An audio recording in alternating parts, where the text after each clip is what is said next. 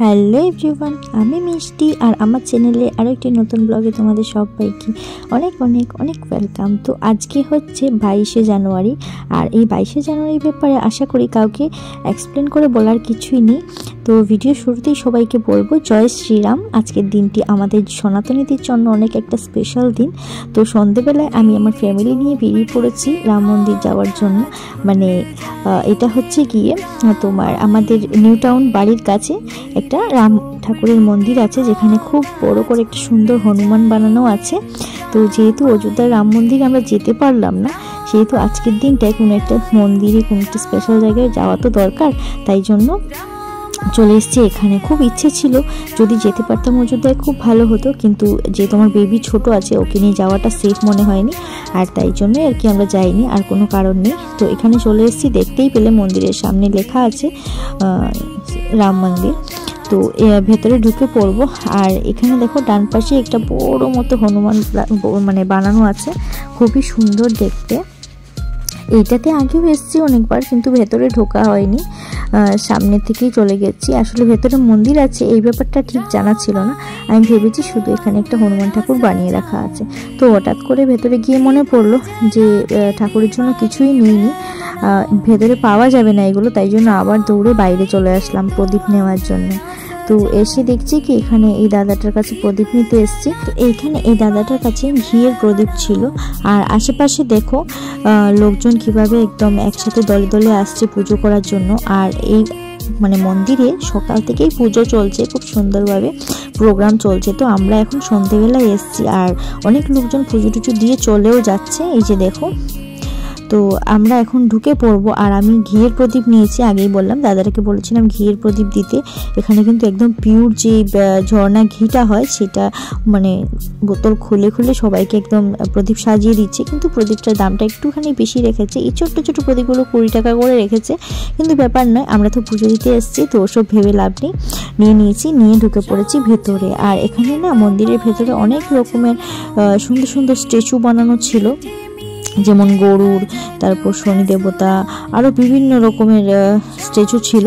তো চলো একে একে সব কিছুই তোমাদেরকে দেখাবো। আর খুব সুন্দর করে মন্দিরটাকে কিন্তু লাইটিং করে সাজানো হয়েছে আজকের দিনে, দারুণ লাগছে দেখতে। তো আমি ভেতরে আজকে প্রথমবার ঢুকছি, আগেই বললাম তোমাদেরকে। আর এই যে দেখো, তোমাদের ভালো করে কিন্তু হনুমান ঠাকুরের দর্শনটা করিয়ে দিই, তোমরা দেখে নাও, খুবই সুন্দর। জানি না ভিডিওতে দেখে তোমরা কতটা বুঝতে পারছো না পারছো, এই হনুমান ঠাকুরটা কিন্তু অনেক বড়, অনেক উঁচু। তো এখানে আমরা চলে এসেছি মেন গেটের সামনে। আরেকটা গেট আছে, যে গেটটার পরেই হচ্ছে মন্দিরটা শুরু, মানে রাম ঠাকুরের মন্দিরটা শুরু। তো এখানের ক্রাউডটা জাস্ট একবার দেখো, এত ভিড়, এত লোকজন হয়েছে।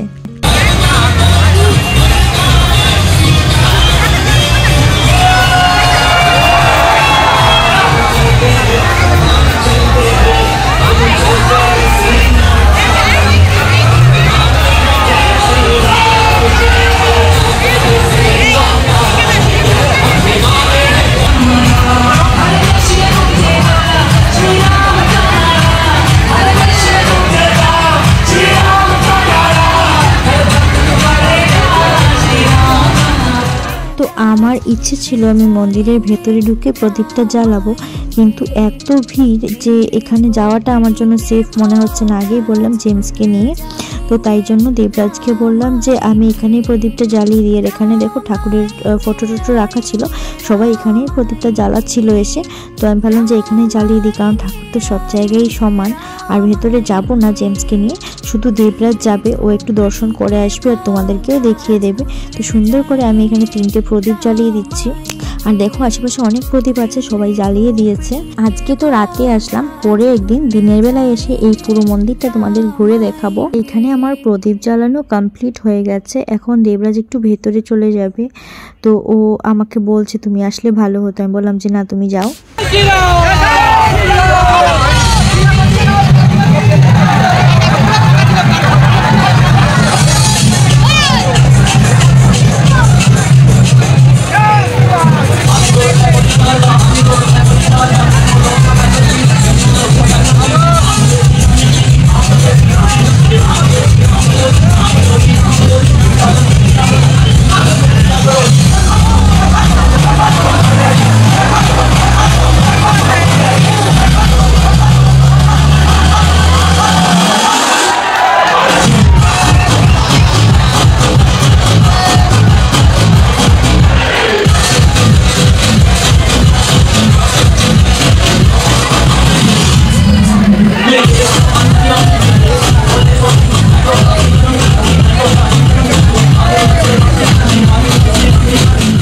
তো আজকের ভিডিওটা এখানেই শেষ করলাম। আশা করি তোমাদের ভালো লাগবে। ভিডিওটি ভালো লাগলে অবশ্যই কিন্তু চ্যানেলটিকে সাবস্ক্রাইব করে দেবে আর ভিডিওটিতে লাইক কমেন্ট শেয়ার করে দিতে ভুলবে না।